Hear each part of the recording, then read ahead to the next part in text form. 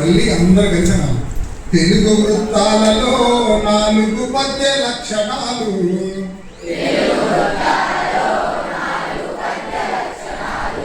తేలికగా నేర్చి కొంచెం తెలివి పెంచుకుందాం.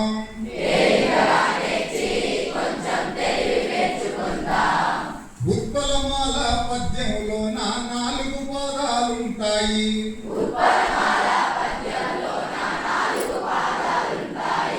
ప్రతి పదముల భరణ భవరవ గణాలు వరుసగా వస్తాయి. గణాలు వరుసగా వస్తాయి. 10వ అక్షరం యతి స్థానమై, 10వ అక్షరం యతి స్థానమై ప్రాస నియమాన్ని కలిగి ఉంటుంది. తెలుగు వృత్తాలలో 4 పద్య లక్షణాలు.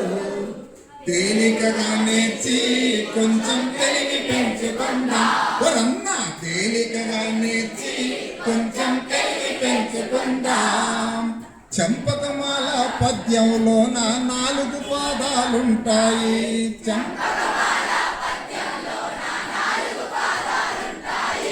ప్రతి పాదముల నజబజ జజర గణాలు వరుసగా వస్తాయి.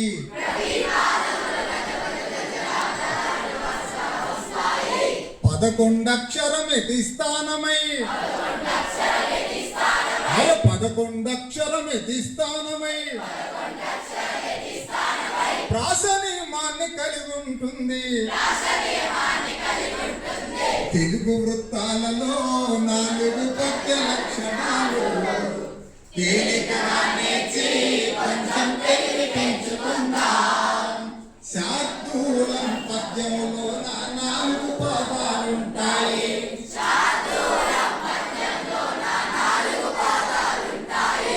ప్రతి పదముల మసజ సతగా గణాలు వరుసగా వస్తాయి. 13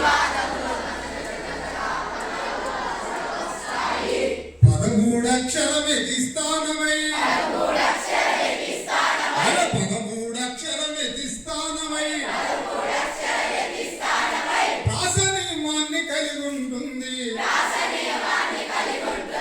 తెలుగు వృత్తాలలో 4 పద్య లక్షణాలు.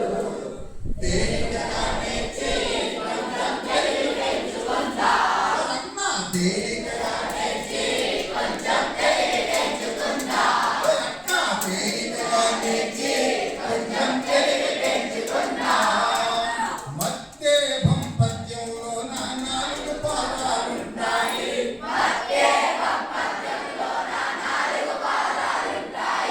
ప్రతి పాదముల సభరణమయ గణాలు వరుసగా వస్తాయి.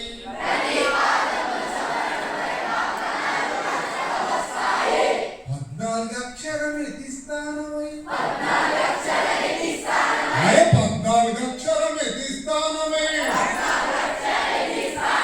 ప్రాస నియమాన్ని కలిగి ఉంటుంది. చల్ తెలుగు వృత్తాలలో 4 పద్య లక్షణాలు. తేలికగా నేర్చి కొంచెం తెలివి పెంచుకుందాం. తేలికగా నేర్చి కొంచెం తెలివి పెంచుకుందాం. తేలికగా నేర్చి కొంచెం తెలివి పెంచుకుందాం. కొంచెం తెలివి పెంచుకుందాం. కొంచెం తెలివి పెంచుకుందాం.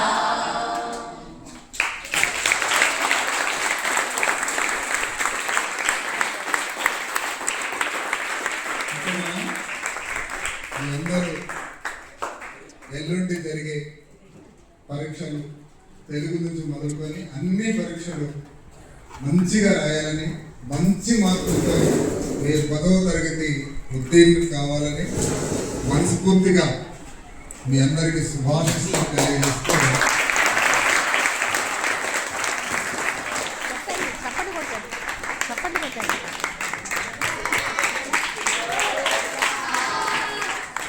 very